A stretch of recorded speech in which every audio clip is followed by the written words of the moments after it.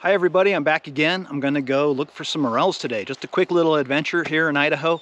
I think it's kind of early, but maybe we'll find the half-free morels or the dark morels. We'll be diving around in some of these big thickets here and rose bushes and whatnot. And hopefully we find some, and if we can, we'll go make up something super delicious. So let's get going.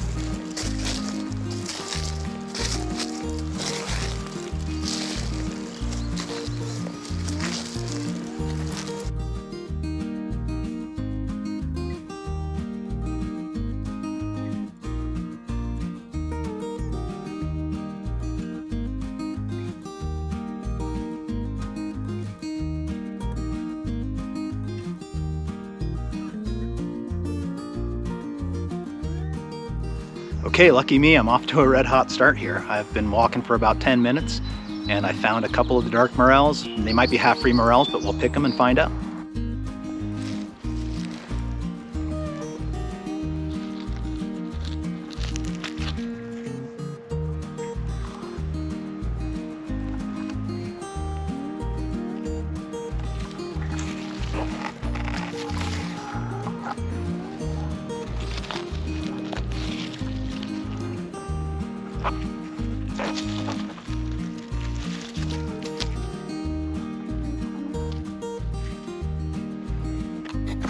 Here's what I found so far, just in a few minutes, and generally you find a group of them like this in a little spot. These are small because it's early season, definitely black morels.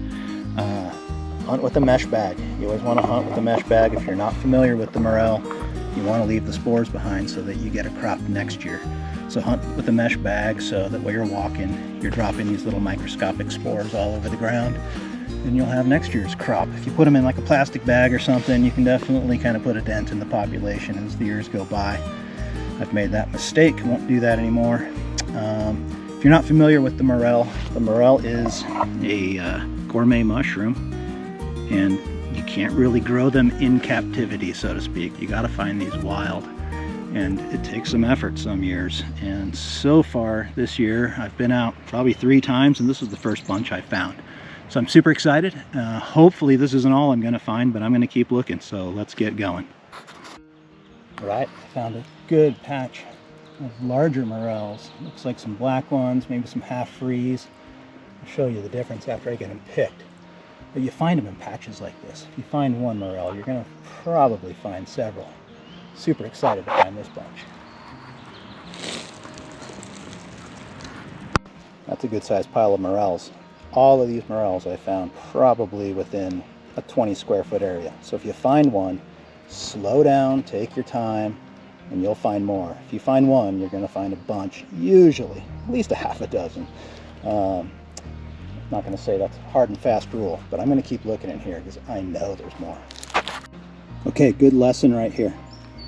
I put my bag down right there, started picking all of these morels all over here, and I just decided just to kind of sit down and look a little more, and then right next to my bag, just hiding right there in the grass. Probably the biggest ones yet. They are hard to see, but once you start seeing them, you'll start seeing them everywhere.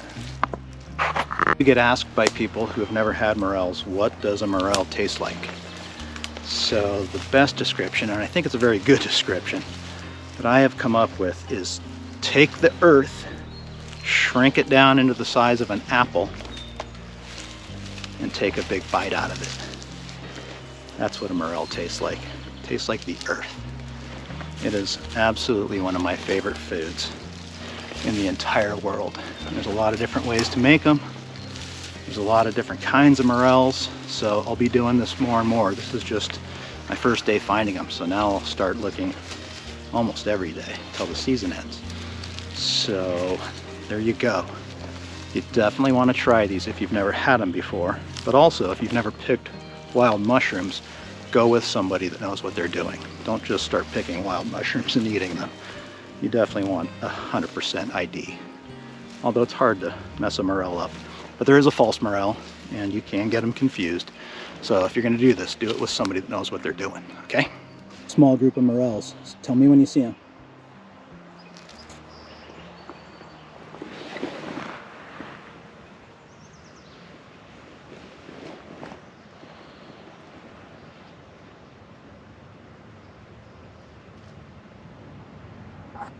Okay, here's some bigger morels growing out of the sand, out in the open. Tell me when you see them.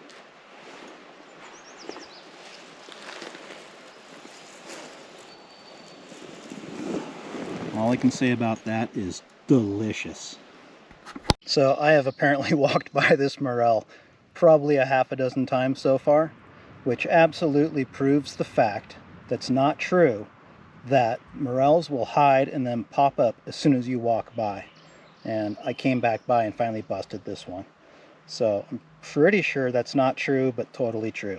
So anyways, I'll pick it. Quick tip if you come out here to do this, you gotta find the first one. Once you find the first one, it just gets so much easier.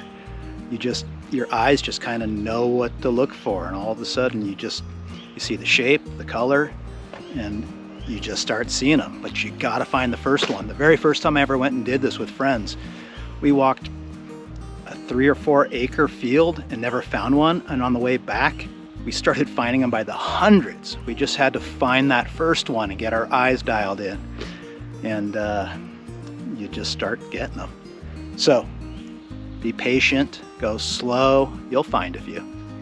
Those are all my morels I picked today, and just really quickly, like I said earlier, I want to show you the difference between the black morel, the dark morel, and the half-free morel, or what some people call an early season morel.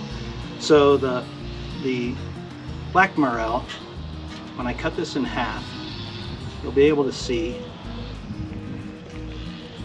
at the bottom of this morel right here is attached. You have a smooth wall and it's attached on the bottom. I'll show you another one. Here's a big one.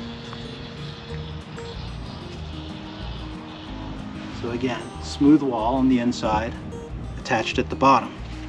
The half-free morel, also known as the early morel, looks really similar, but you'll see here's the difference. When I open it up,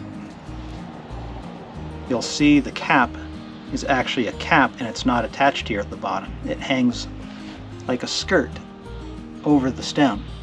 So the half-free morel, not everybody likes eating them. I wouldn't ever suggest eating them in any kind of numbers. All morels you need to cook before you eat them. Half-free morels are fine, but just don't eat them in big numbers. And like I also said earlier, if you've never picked morels or wild mushrooms, don't go do this on your own. Make sure you just go with somebody that knows what they're doing. And if you do that, you'll feel safe when you're eating them, you'll enjoy them that much more, and you'll have a great time out there doing it. So I'm going to take these inside, I'm going to wash them up, split them all in half, make sure I'm good to go, and we'll cook some up.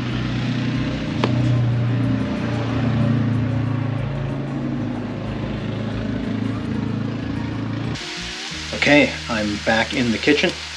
I've got all my morels right here. I'll split them all in half, give them a quick rinse, make sure there's no little bugs inside or anything like that, and then throw them on the stove top with a little bit of garlic butter, and just going to fry them up to the edge of crispy, and then we'll eat them up.